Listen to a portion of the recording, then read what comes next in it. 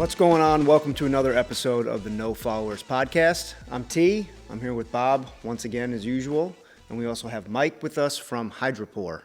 And we're just going to get right into it. We're going to go over some of the things that we usually talk about, some of the concepts that the real world business community is working on, and wrestling with. So Mike, welcome. Yeah, thank you. Thank you for having me. Thanks Some for good being here. industrious energy here in this. Yeah, in thanks. this room. Yeah, we figure since we're doing a manufacturing product focused incubator, it's good to have people in an actual manufacturing space, even that, it's not a 80,000 square foot facility, but not yet. Also, nice to see you too. Yeah, good to see you. Yeah, Bob, we'll get to you. But yeah, so thanks for being here. Yeah.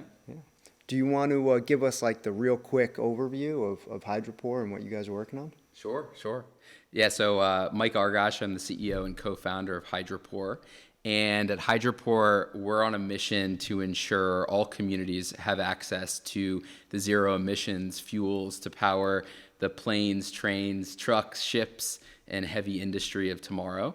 And we are a technology company, so we're taking some novel technology from university into the real world and trying to do our part in addressing the climate crisis and specifically decarbonizing heavy industry and heavy transportation, which we think is the toughest to decarbonize sectors. So we like hard problems. Yeah, nice, man. Yeah. Good for you. That's awesome. How long have you been at it?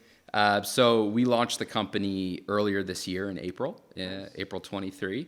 But my co-founder, Dr. Eric Detzi, who's down at University of Pennsylvania, he's been at it in the lab for really the last 5 years in developing some of the technology that we're working on. That's awesome. Yeah. And go ahead, Bob. You took it from. Thank you. You took it from university, but was your partner part of that IP? Yeah. So he's been married to it for a while. Yeah. So a lot. He's the real brains in the organization. But no, we're taking some of the work that he's been working on for the last couple of years with some federal grant funded research and now bringing it into the real world. Yeah, so most of our companies in the incubator and that listen are true idea people. Like they write on a napkin, they work on it in their basement, right? So what brought you to decide to be part of that? So I've spent my career thus far in the renewable energy industry. So mostly on the business side. So helping big utility companies and some other smaller organizations build renewable energy faster. So that's really been my focus. And as I was kind of exploring what I wanted to do next, I met my co-founder, and we kind of had a very similar view of how the world is going to go, and that we're going to need to decarbonize all types of industry.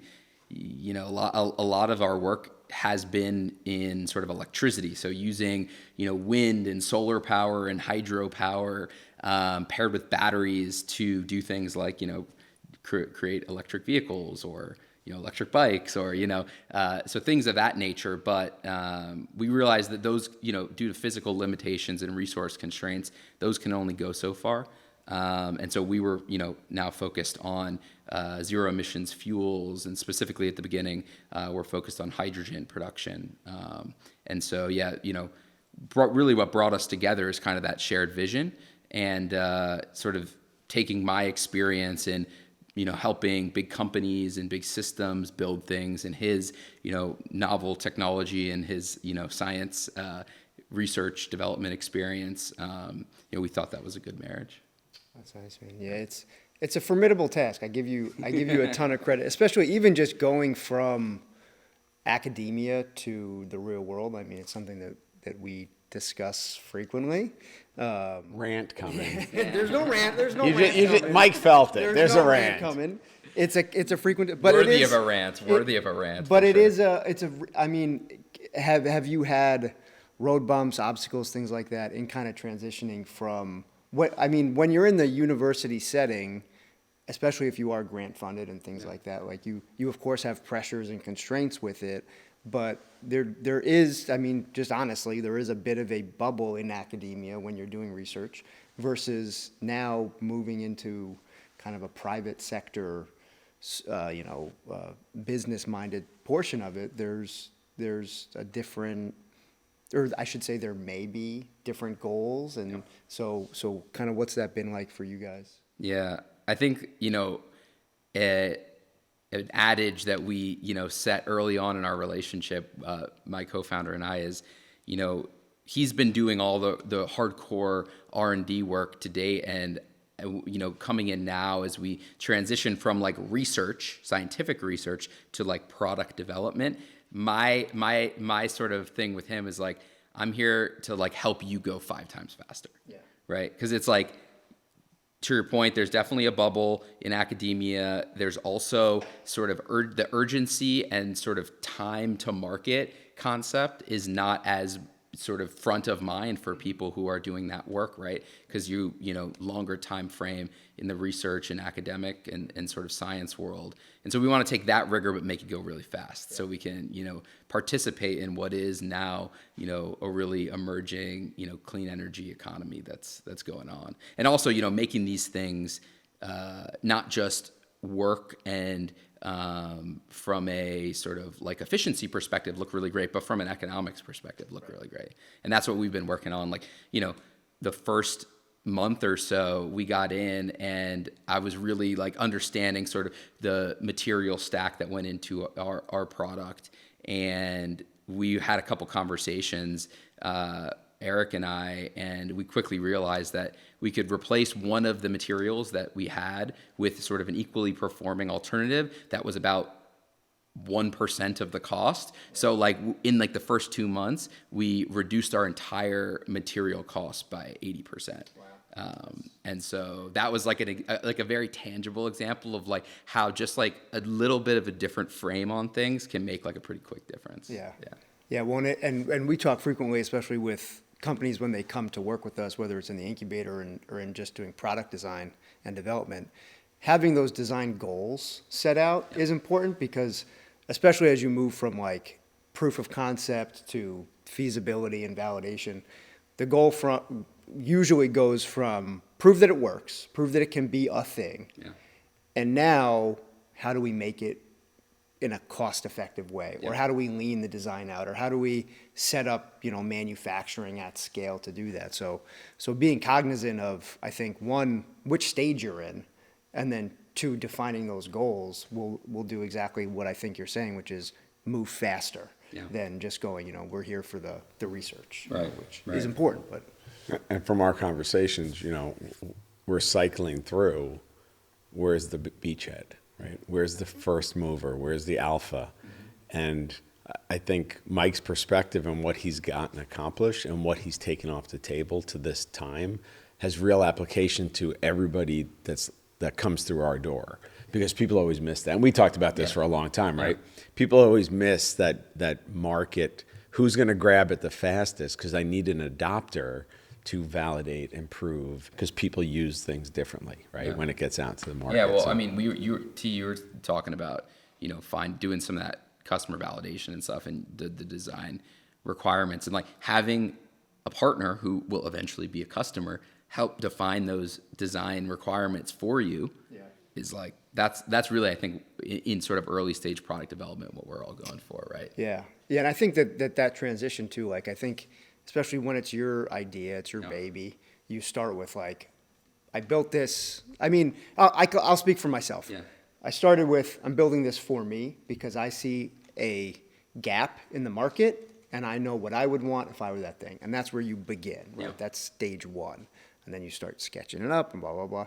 And then at some point you have to roll over to who is my customer going to be? And the realization sometimes of, oh, that may not be me. Or the thing that someone's going to give me $1 for, the reason that I won them over, may be a different reason than why I ever invented the thing, or what I thought the greatest value add was. And so I think, being, for me and for us and for what we do here, being open to that, I think is a big thing. Have you guys had to have any kind of switches, or like have you had to move what you thought your your alpha product was going to be at all, or is it still pretty true to the? Yeah, I mean, even in, what has it been, like 5 or 6 months, we really, shifted sort of how we're thinking about going to market. And even our product in and of itself, right? So we're bringing a new clean hydrogen production technology to market. And so originally, we saw ourselves like there's many other hydrogen production technologies and equipment suppliers out there, and we say, okay, let's be in the game of supplying equipment, and let's figure out who makes the most hydrogen. Let's sell to them. But you quickly realize that to get into those buying cycles takes years, 5 to 10 years to even get to that place. And so, yeah, we've kind of rethought about, like, we're not just making the best clean hydrogen production equipment for people who produce a lot of hydrogen. We're creating the best clean hydrogen production equipment for the heavy-duty transportation industry. Right, for the decarbonization of the gas grid. So, like, we're going to make a product that's very tailored to those specific end uses, rather than just try to compete in this competitive general, equipment market. Yeah. No. And I would imagine too that that's one of the places where, when you move from that transition of academia to, I want to say real world, but let's call it the private sector. Yeah. When you make that move, I would imagine that's got to be a big consideration, because you're kind of a little bit more resource focused, because you go like, all right, here's 3 applications that we hit. Yeah. This is what we have to work with. Right. How do we make this stretch to either the right one, or if it's the move you're making, for all 3 or whatever.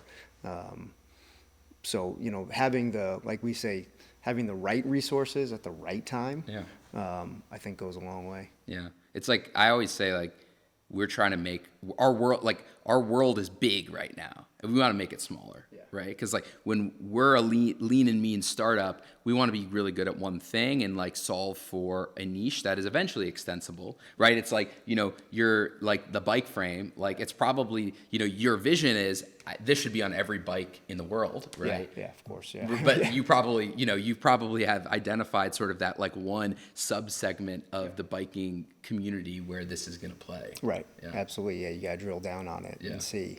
And then again, knowing the right resources, like for me with the bikes, I could sit here and go to a pitch competition and say, we have this frame, we own the technology, we have multiple patents on it, and we are going to become a bicycle manufacturer. Right. Now you compete with Trek. Right. Now you compete with Specialized. Right. You know what I mean? So knowing what do we bring to the table, it's not that we're the best bike manufacturer out there. It's that, like you were saying, we're lean, we're nimble, we can try new things quickly, adapt them, figure them out, and then bring them to the people that can maybe make them more efficiently than we can.